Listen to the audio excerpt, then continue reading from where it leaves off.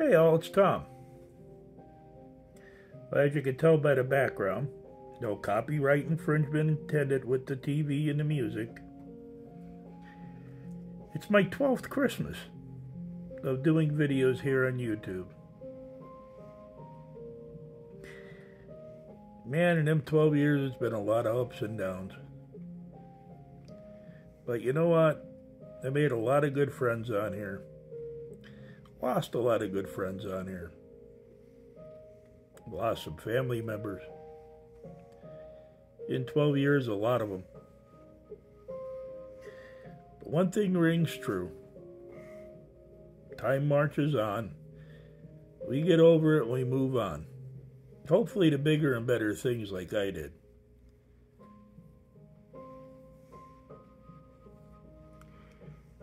There's a story that I always tell every Christmas video. I did a little research and it's weird, so I'm going to back up. I'm going to start from the beginning. Back in the Civil War, I believe it was the Rappahannock. Yanks on one side, my boys the Rebs on the other.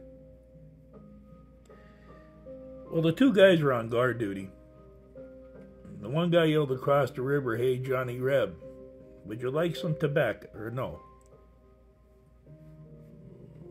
"Would you like something?" I forget exactly what he offered. And then Rebel on the other side, he said, "Yeah, I would. Would you like some tobacco?" And he's like, "Yeah, I would."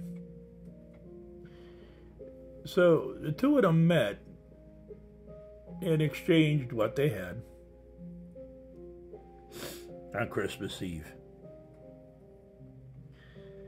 This led to a mass outcropping of Union and Southern forces, and they spent Christmas Eve together, swapping stories about their lives and whatnot. Now, here's the odd part, okay? Let's fast forward to 1915, I believe it was.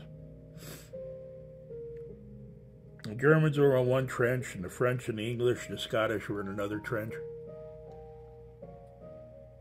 And the Germans sent this opera singer, a very famous opera singer, to entertain the troops.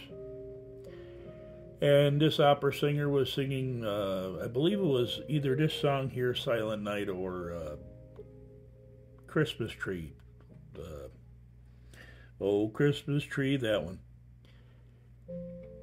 Well, the Scottish guys on the other side of the trench decided, hey, that's pretty cool. So they started playing it on their bagpipes. And the Germans crawled out of their trench, and the Scots crawled out of theirs, and the French, and the English, and they met in no man's land and played football and exchanged gifts and talked about home and life. And now I'll go fast forward to 1944. Luxembourg. A little town called St. Vith. 7th Armored Division was up against the 116th Panzer and getting their butts kicked bad during the Battle of the Bulge. And the Americans were in their tanks and their foxholes, and they heard the Germans on the other side of the fields singing Silent Night. Well, you don't have to know the song, they know the tune, so the Americans started singing back, so they crawled out of their trenches and foxholes or whatever they were in. And they met out in the field and exchanged chocolate bars, food, you know, different things. All three stories have one thing in common. It happened during a war, and it happened on Christmas Eve.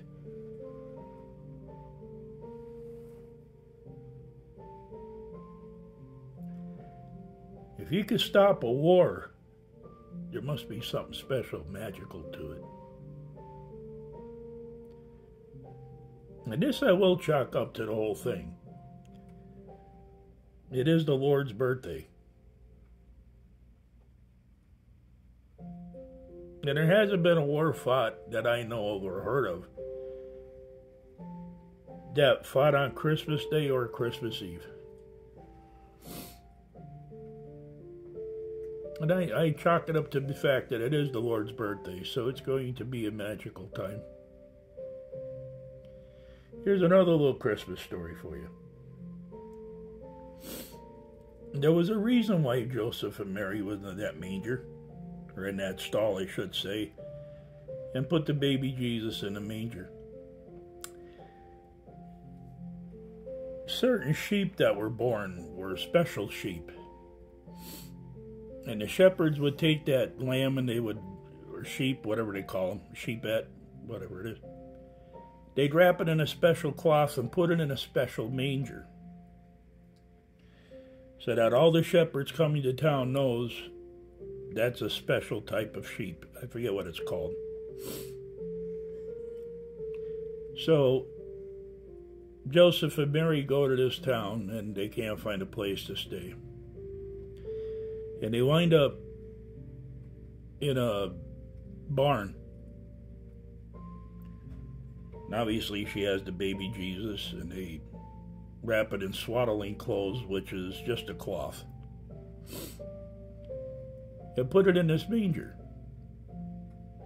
You know, the shepherds and the 3 wise men showed up.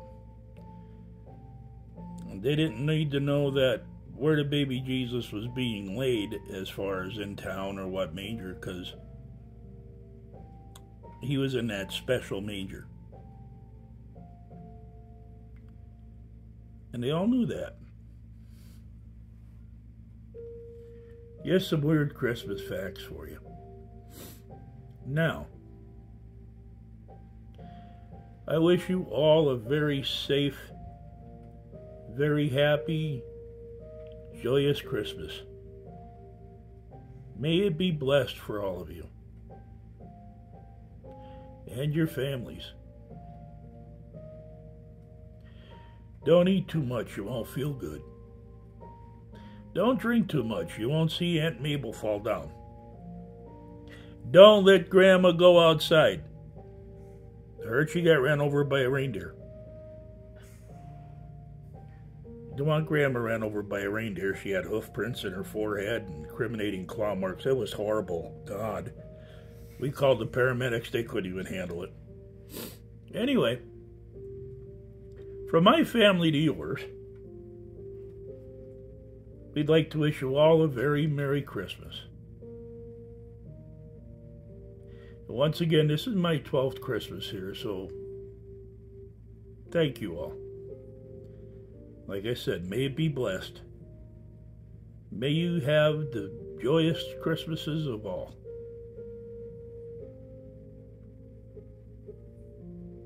Merry Christmas, everybody.